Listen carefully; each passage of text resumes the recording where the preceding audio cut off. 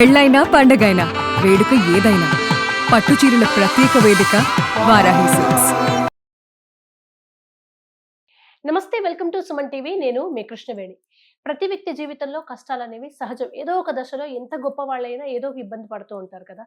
అలా ద్వాదశ రాశుల వారికి ఇబ్బంది ఉంటుంది. అయితే డబ్బులు ఖర్చు పెట్టలేని వాళ్ళు, పెద్ద పెద్ద రెమెడీస్ చేసుకొని విసిగిపోయి ఉన్నవాళ్ళు, జీవితంలో అయినా అభ్యున్నతి దక్కట్లేదు, ఏంటి సొల్యూషన్ అనే వాళ్ళకి ఒక్కొక్క రాశి వారికి వాళ్ళకు సంబంధించి ఒక పుణ్యక్షేత్రం ఉంటుంది. ఆ దర్శనం వల్ల జీవితంలో అభ్యున్నతి వైపు వెళ్తారు. అలా వృషభ రాశి వారు ఏ దేవాలయ సందర్శనం చేయడం వల్ల, లేదా ఏ పుణ్యక్షేత్ర సందర్శనం చేయడం వల్ల, ఏ రెమెడీస్ చేసుకోకుండా మీ జీవితం అభ్యున్నతి వైపు వెళ్తుందో అనే విషయాన్ని ప్రముఖ ఆధ్యాత్మికవేత్త, జ్యోతిష శాస్త్రవేత్త సత్య తుమ్మలపల్లి గారి మాటల్లో విన్నాం. నమస్కారం గురుగారు. నమస్తే అమ్మా. గురుగారు, మీరు రాశుల వారి సందర్భంగా ద్వాదశ రాశుల వారికి మీరు ఎక్కడెక్కడ దర్శనం చేసుకోవాలని చిన్న చిన్న రెమెడీస్ చెప్తారు. అవి గోవుల రెమెడీస్ అయినా, ఎంత స్థాయిలో ఉన్న వాళ్ళకి అంత పెద్దగా ఖర్చు లేకుండా చక్కగా చెప్తున్నారు కదా. వృషభ రాశి వారి కష్టాలు తీరాలంటే ఎక్కడికి వెళ్ళాలి? ముఖ్యంగానమ్మా, వృషభ రాశికి అధిపతి శుక్రుడు. సో ఈ శుక్రుడికి వచ్చేసి ఒక అమ్మవారు మాత్రమే పవర్ఫుల్ మాట. లైక్ ఎలా అంటే, మీకు ఒక అమ్మవారి మాట మాత్రమే వింటారు శుక్రుడు. సో మనం చూస్తుండండి. ఎలా అంటే, ఈ వృషభ రాశి వారికి వాళ్ళంత సెన్సిటివ్ హార్ట్ పర్సన్స్ ఉండరు, వాళ్ళంత క్రూరులు ఉండరు. ఓకే. అసలు వాళ్ళకి ఫుల్ ఎంటర్టైన్మెంట్ పీపుల్ వాళ్ళు. వృషభ రాశి అనేది శుక్రుడు అనేసరికి కళలు, ఇంకా వాళ్ళకి ఏంటంటే ఒక ప్లేస్ లో కూర్చోవాలనే ఉండదు వాళ్ళకి. ఎంతసేపు ఏదో ఒక ప్లేస్ కి వెళ్ళాలి. వాళ్ళు చేసే పనులన్నీ కూడా చూడండి, మోస్ట్లీ మనకి కళాకారులే ఉంటారు. కళాకారులు, లేదు డ్రాయింగ్ టీచర్స్ అనుకోండి, లేదు డాక్టర్స్ లో కూడా కొంతమంది శుక్రుడు చెయ్యి ఉన్న వాళ్ళు ఉంటారు. లైక్ వాళ్ళు మనం కొన్ని మాటలు వింటుంటాం. లైక్ పలానా డాక్టర్ దగ్గరికి వెళ్తే ఖచ్చితంగా దీనికి రిజల్ట్ చూస్తారు, హస్తవాస్తు మంచిదే అని చెప్పేసి అనుకుంటాం. చూడండి, వీళ్ళందరికీ కూడా శుక్ర బలం అనేది ఫుల్ గా ఉండటం వల్ల మాత్రమే వీళ్ళు చెయ్యి కలిసి రావడం కానివ్వండి, మాట కలిసి రావడం కానివ్వండి, ఇదంతా కూడా శుక్రుడు బలం ఉండడం వల్లే. సో వీళ్ళు ముఖ్యంగా దర్శించుకోవాల్సింది బెజవాడ దుర్గమ్మ తల్లి.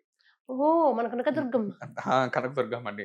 మనందరికి అమ్మలగన్న చాలా పవర్ఫుల్ విజయవాడ కనకదుర్గమ్మ. అవునండి. వీలైనంత వరకు మీరు లైక్ ఈ శుక్ర మహాదశలో కానివ్వండి, శుక్రుడు నేచంలో ఉన్న వాళ్ళు కానివ్వండి, ముఖ్యంగా వృషభ రాశికి అధిపతి మనం శుక్రుడు కాబట్టి నేను ఇంకా ఇలా చెప్తున్నా.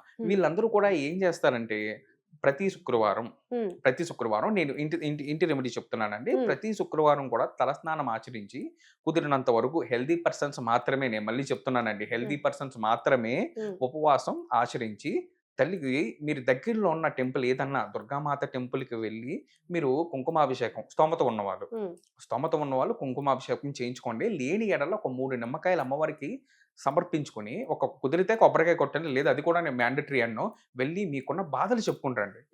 తల్లి నాకు ఇది కావాలని అడగండి, మీకున్న బాధలు చెప్పుకుంటారండి. అమ్మ నాకు ఆకలేస్తుంది అని లైక్ ఒక మాట అన్నారు అనుకోండి, అమ్మ మన కోసం చాలా తాపత్రయపడుతుంది. ఏది వండాలి, ఏది చెయ్యాలి, లైక్ ఇలా అని గజిబిజి గందరగోళం అయిపోద్ది కిచెన్ లో అమ్మకి. చూడండి, అదే మనం ఒక పనానా ఫుడ్ అడిగామనుకోండి, ఈజీగా తీసుకొచ్చి ఇచ్చేస్తుంది. అంటే మన మనసులో మన బాధలు చెప్పుకుంటే కానీ తల్లి అయినా, ఇప్పుడు ఆకలి అంటే కానీ తల్లికి కూడా తెలియదంటారు కదండి. లైక్ ఇలాగ మన బాధలు చెప్పండి ముందు. మీరు తల్లి ఎన్నో ఇద్దాం అనుకుంటుంది దుర్గమ్మ తల్లి మనకి. లైక్ మనం వెళ్ళి, అమ్మ ఇప్పుడు చూడండి, జంజీ కిడ్స్ అంటే, అమ్మ నాకు ఐఫోన్ కావాలని అడిగే వాళ్ళు కొంతమంది ఉంటారు, లేదా నాకు కార్ కావాలని కొంతమంది అనుకునే వాళ్ళు ఉంటారు. కొంతమంది ఉంటారు పీపుల్ పాపం వివాహం కావాలని వాళ్ళు కానివ్వండి. అది మీరు అసలు ఏది అడగండి తల్లిని. అమ్మకి తెలుసు మీకు ఏది ఇవ్వాలో, అమ్మకి తెలుసు. మీకున్న బాధలు చెప్పుకుంటారండి అంతే. ఆ బాధలే తెలియవా అని మీరు కామెంట్ చేయకండి, తెలుసు. బట్ ఏంటంటే, ఆర్తితో మీ బాధలు చెప్పుకుంటే 100కి 200% తీర్చే తల్లి, చక్కని తల్లి మన బెజవాడ దుర్గమ్మ తల్లి. ఓకేనండి. అక్కడ వరకు లేని వాళ్ళు చూడండి, కొంత ముసలి వాళ్ళు కానివ్వండి, కొద్దిగా స్తోమత లేని వాళ్ళు కానివ్వండి, లేదు మన ఈస్ట్ వెస్ట్ గోదావరి జిల్లాలో ఉన్న వాళ్ళు కానివ్వండి, ముఖ్యంగా వాళ్ళు మెన్షన్ చేసినని మిగిలిన వాళ్ళు కాదు, మీరు తప్పుగా అనుకోకండి. ముఖ్యంగా వీళ్ళకి దగ్గరలో ఉన్న గొప్ప వరం ఏదన్నా ఉందంటే భీమవరం మావులమ్మ తల్లి. ఆ ఏరియాకి దగ్గర ఉన్నవాళ్ళు. అవునండి. ఆ ఏరియాకి దగ్గరలో ఉన్న వాళ్ళు ఎవరైతే శుక్రుడితో ఇబ్బంది పడుతున్నారో, లైక్ శుక్ర మహాదశ వచ్చి శుక్రుడు నేచంలో ఉండి, ఈ వివాహాల వారంగా కానివ్వండి, లైక్ సంతాన వైఫల్యం కానివ్వండి, ఇలాంటి సమస్యలతో ఎవరైతే బాధపడుతున్నారో వాళ్ళు మావులమ్మ తల్లిని దర్శించుకున్నా కానీ, ముఖ్యంగా పిల్లలు లేని వాళ్ళకి రెమెడీ ముఖ్యంగా పనికొస్తుంది. మావులమ్మ తల్లి దర్శనం చేసుకోండి. అది కూడా ఎలా చేసుకోవాలంటే, అమావాస్య రోజున చేసుకోండి. అమావాస్య రోజున చేసుకోండి. ఇది చాలా మందికి తెలియదండి. అమ్మ పవర్ 10 రెట్లు ఎక్కువ అవుతుంది అమావాస్యకి. ఓకే. మావుళ్ళమ్మ తల్లి. మా ఊళ్ళమ్మ తల్లికి కానివ్వండి, ఏ గ్రామ దేవత అయినా కానివ్వండి, ఏ అమ్మవారైనా కానివ్వండి, అమావాస్య రోజున ముఖ్యంగా మనం దర్శనం చేసుకుంటం వల్ల ఏమవుతుందంటే, మోర్ దెన్ 100 టైమ్స్ పవర్ మనం బిలీవ్ చేసుకోవచ్చు. ఓకే. ఎందుకంటే తల్లి ఆగ్రహంతో ఉంటది ముందు. శాంతంగా ఉండదు ఆ రోజు. హ్మ్. ఎందుకంటే చూడండి, అమావాస్య మనం ముఖ్యంగా అనుకుంటాం ఈ దుష్ట శక్తులకి ఆటిలకి పవర్ అని అనుకుంటాం ఓకే. కదండీ. అందుకే అమ్మ వాటిని అంతం చేయడానికి అవునండి. అవునండి. ఇప్పుడు ఆ రోజు ఈ దుష్ట శక్తులే అంత శక్తిగా ఉంటే వాటిని సంహరించే తల్లి ఇంకెంత శక్తిగా ఉంటది. హ్మ్. హ్మ్. చూడండి అసల. ఖాళీ లేదు అని అనుకోకండి. అమ్మ ప్రతి మాట ఇంటది. అసల ఆ సమస్యే లేదు. హ్మ్. మీకున్న బాధలు చెప్పుకొని రండి తల్లికి. ఓకే. ఆ తల్లి చూసుకుంటది. ఖచ్చితంగా మీరేదైతే అనుకుంటున్నారో అవి ఖచ్చితంగా పూర్తవుతాయి. ఇది ముఖ్యంగా ఇంకొక విషయం ఏంటంటే 3 వారాలైతే ఖచ్చితంగా చేసుకోవాలండి దర్శనం. అంటే ఇప్పుడు 3 విజయవాడ కనక దుర్గమ్మని చేసుకున్నా 3 వారాలు 3 చేసుకోవాలి. అమావాస్యలండి. ఓకే. 3 అమావాస్యలు. 3 అమావాస్యలు. నెలకొకసారి జర్నీ చేయాలి. నెలకొక్కసారండి. మావుళ్ళమ్మ తల్లి అయినా కూడా అంతే. 3 అమావాస్యలండి. 3 అమావాస్యలు. అంతేనే. ఓకే. ఒకవేళ ఇది కూడా చెయ్యలేము అనుకుంటే, మీ గ్రామ దేవత ఎవరైతే ఉన్నారో, ఆ గ్రామ దేవతకి అమావాస్య రోజు దర్శనం చేసుకోండి. ఓకే. మీరు ఫస్ట్ నుంచి బాగా చేయగలిగిన దగ్గర నుంచి లీస్ట్‌లో మీరు చేయగలిగే వరకు చెప్తారు మీరు. అవునండి. ఓకే. అంటే ఇప్పుడు పలానా ఊర్లో ఉన్న వాళ్ళకి ఆ ఊరికి ఒక గ్రామ దేవత ఉంటుంది అవునండి. గనుక అక్కడికి వెళ్లి అమావాస్యలో దర్శనం చేసుకుంటే సరిపోతుందా? సరిపోతుందండి. తర్వాత ఇంకొక విషయం గురువుగారు, చాలా మంది హ్మ్. గ్రామ దేవత అన్నారు గనుక హ్మ్. బలులు ఇస్తూ ఉంటారు. అవునండి. ఇప్పుడు ఈ అమావాస్య రోజు మీరు వెళ్ళమనగానే వాళ్ళు ఏదో అలవాట్ల పొరపాటు బలిస్తుంటారు. అలా దీనికి సంబంధించి అంటే వృషభ రాశికి సంబంధించి అలా ఇవ్వొచ్చా? ఇవ్వకూడదా? అమ్మ ముఖ్యంగా ఏంటంటే, ఎటువంటి బలి కార్యక్రమాలు పెట్టుకోకండి. పెట్టుకోవద్దు. అసలు వద్దండి. బలి అనే చాప్టర్ తీసేసండి. అంటే నేను చెప్పిన వాళ్ళు తప్పు పట్టనండి. హ్మ్. నేను మాత్రం ఎవరికీ చెప్పనండి. హ్మ్. లైక్ ఈ బలి కార్యక్రమాలు కానీ, ఇలాంటివి నేను బిలీవ్ చేయను. చేసే వాళ్ళని నేను తప్పు పట్టను. హ్మ్. బట్ మీరు ఏం చేసుకుంటారనుకుంటే, మీకు ఏదైతే కోరికుందో ఆ కోరిక కామెంట్‌లో పెట్టండి. ఆ హ్మ్. కోరికకి తగినట్టు నేను రెమెడీ ఖచ్చితంగా ఇస్తా. ఓకే. వాళ్ళకేం కావాలనుకుంటే అది ఇస్తారు. మీరు ముఖ్యంగా గోవుకు సంబంధించి కూడా ఇస్తూ ఉంటారు. అవునండి. చాలా దగ్గర ఇంట్లో అటు గోమాతకు సేవ చేసుకున్నట్టు ఉంటుంది. వీళ్ళకి పరిహారము దొరుకుతుంది. అలాగే అవునండి. గురువుగారు, మీరు లాస్ట్ టైం మేషరాశి వారికి ఏ ఆలయాల్లో ఏ ప్రసాదం పెట్టాలో చెప్పారు. ఇప్పుడు దుర్గమ్మ సన్నిధికి వెళ్ళినా లేదా మావుళ్ళమ్మ తల్లి దగ్గరికి పెట్టినా హ్మ్. ఎలాంటి ప్రసాదం ఇవ్వచ్చు వాళ్ళకి? నారింజ పళ్ళు పట్టుకెళ్ళండమ్మా. నారింజ పళ్ళు. నారింజ కానీ, లైక్ నారింజ పండు పట్టుకెళ్ళొచ్చు, నిమ్మకాయ పట్టుకెళ్ళొచ్చు, మీకు సిట్రస్ పట్టుకెళ్ళొచ్చు. మనం ఏమంటాం దాన్ని, ఆరెంజ్, ఆరెంజెస్ పట్టుకెళ్ళొచ్చు. ఏదైనా సరే ఇవి పట్టుకెళ్ళండమ్మా. C vitamin okay. ఎక్కువున్నయి పట్టుకెళ్ళటం వల్ల ఏమవుతుందంటే, తల్లి మీకు మోర్ దెన్ 10x టైమ్స్ మీకు ఎనర్జీని అనేది ఇస్తుంది. ఓకే. అమ్మవారు అంటేనే మనకు నిమ్మకాయలు గుర్తుకొస్తాయి అవునమ్మా. కదా! అవునమ్మా.